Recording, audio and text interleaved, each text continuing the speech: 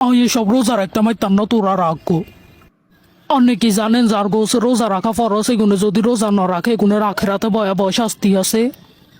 হাদিসে আছে আন্ডা মহানবী সাল্লাল্লাহু আলাইহি সাল্লাম একদিন স্বপ্নে দেখছেন কিছু মানুষের উল্টো করে ঝুলাই রাখছে, এগুনের মুখ হাড়ি মুখে তুন রক্ত ঝরের। তো মহানবী সাল্লাল্লাহু আলাইহি সাল্লাম জিজ্ঞেস করছে এগুন কন, এগুনের এই অবস্থা কিনলে? এবার উত্তর আইছে এগুন ওইসব ব্যক্তি যেগুলো বিনা কারণে রোজা রাখে না। যেসব ব্যক্তি বিনা কারণে রোজা রাখতো না আখেরাতে তার করে ইচ্ছা শাস্তি দেওয়া হইব।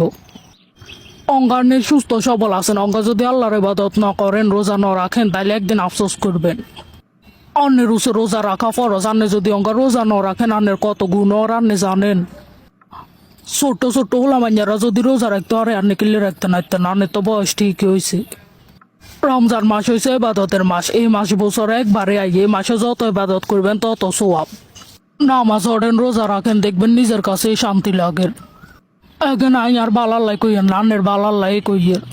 আব্বা অনেক সময় আছে দিনের পথে আইয়েন, নামাজ পড়েন রোজা রাখেন। এই দুনিয়া গেছ কিছু না, যা মূল্যে কাইলে সব শেষ। এই দুনিয়ার লাই প্রস্তুতি নেন, আমল করেন, নামাজ রোজা রাখেন যাতে পরকালে শান্তিতে থাকতেন হরেন। আল্লাহ বারবার সুযোগ দেন, আপনি যদি এই সুযোগ কামে না লাগান একদিন নিজেই আফসোস করবেন। দুনিয়া দুনিয়া করে লাভ নাই, আসল দুনিয়া হয়েছে পরকাল। তুই আর এত সুন্দর করে বুঝরে আর আয় বাপ হয়ে কোনোদিন ইচ্ছা চিন্তা ভাবনা করি ন। তোর কথা শুনবার হরে আয় বুঝতাম আছি এবার তো তুইছে আসল। আয় আসলে বহুত বড্ডা ভুল করে ইলাইছি। আয় কাইলা তুই যতই কষ্ট হোক রোজা রাখবো, নামাজ উঠবো ইনশাল্লাহ। আব্বা রোজা রাখেন, নামাজ আল্লাহর কাছে মাপ চান, আল্লাহ জানানের অতীতের গুণ আগে মাপ করে দে। আল্লাহ বলে কুদ্দুর কষ্ট করেন এমন কোনো ব্যাপারই ন।